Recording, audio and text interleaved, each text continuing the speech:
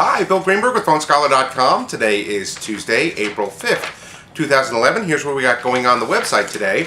But to check out the entire articles, please go to www.PhoneScholar.com.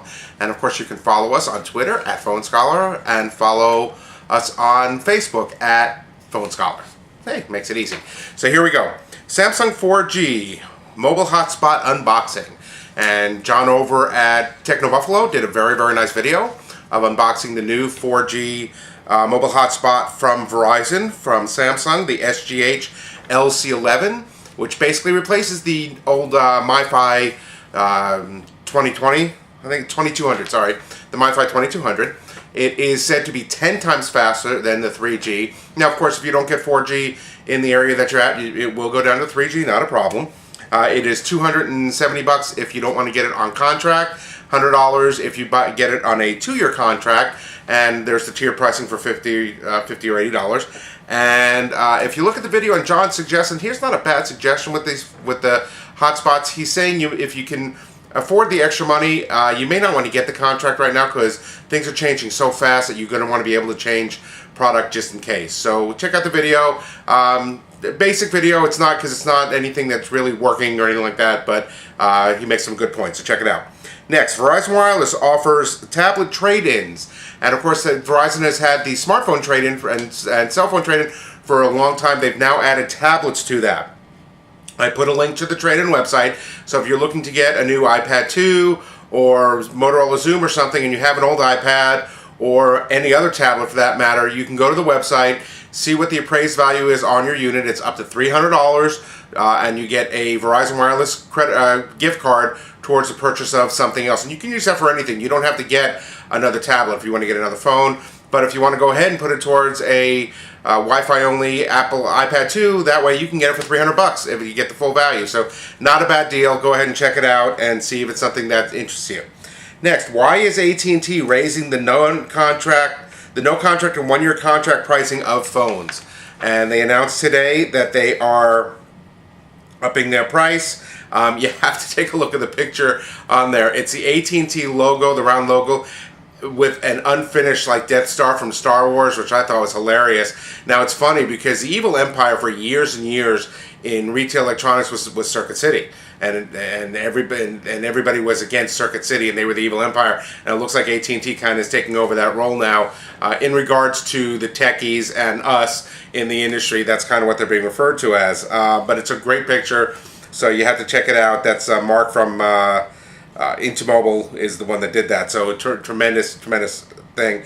Anyway, the smartphones for the 1-year contracts are now going to be $150 more than they were before. If you get it on a no contract, it's $50 more. The 1 year, and if you get it on an upgrade on a 1-year plan, it's $50. Now the 1-year plans are only available through the stores. You cannot get them online.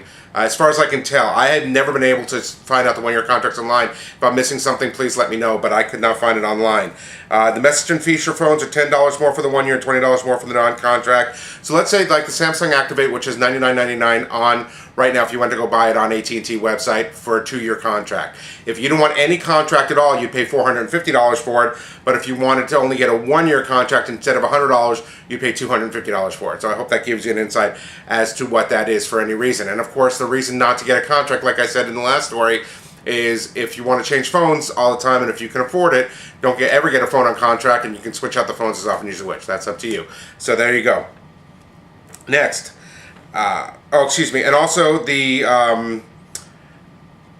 early upgrade 6 months ago went from $75 to $200. So they're upping it now. Why are they doing this? It's mainly because what they say is the phone prices are going up. They're not getting as much per phone, stuff like that. That's part of it, although it tends like the phone prices are going down.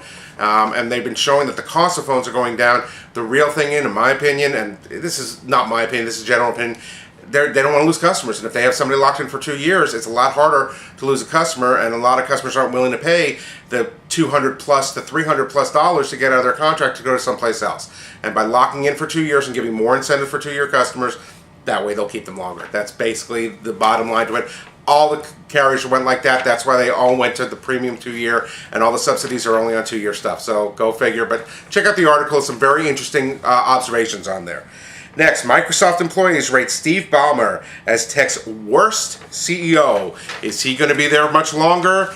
He literally got a 40% rating. And just to give you an idea, Eric Schmidt from Google, the CEO of Google, got a 96% rating, and Steve Jobs from Apple got a 95% rating. This is a 6% drop also for Ballmer in the last year, and it just doesn't look good. He's being, and even the people at Microsoft, the board isn't thrilled with him. They blamed him for the whole kin thing, the phone and the kin, and they gave him half his bonus last year, which was still, whatever it was, $1.5 million, so it wasn't terrible. But and in his tenure, Google surpassed Microsoft, Internet Explorer, as the main search engine site. Both Google and Apple blew by them in the cell phone industry while he was in charge, and there are people saying that he's just not innovative. And that's parts of it. Now, he says he's going to retire in 2018, but speculation is he probably won't make it that long. But, of course, he's going to be crying all the way to the bank. He's worth billions of dollars or hundreds of millions of dollars, so what does he care? Anyway, under categories, under iPhone and Apple, iOS 4.3.1 causing iPhone overheating for some users. This is a real problem. That they download the iOS 4.3, it gets hot, and if you look on the Apple discussion board, which I put a link on there, there's a lot of people talking about this. They're also saying it's draining the battery and creating a really drain on the battery life itself, which is Apple's claim to fame, the iPhone's claim to fame, so they don't want to do that.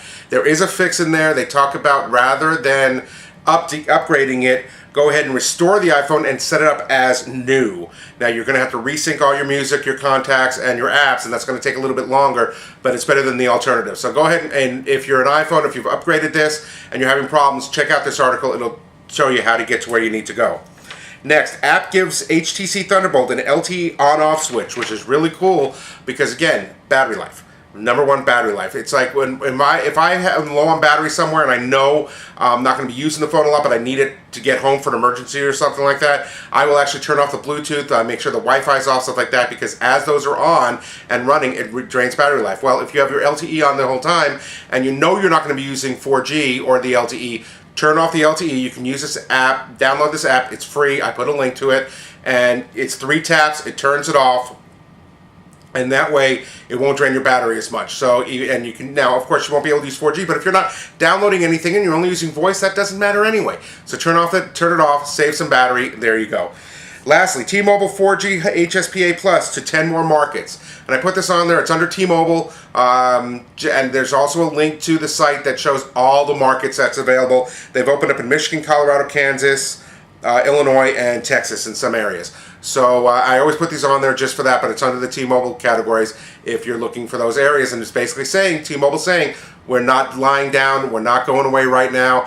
Again, this merger is going to take up to a year. It may never happen, so we're going to keep going. That's all I got for today. Sorry I went a little long. I hope you have a great day. I'll talk to you tomorrow.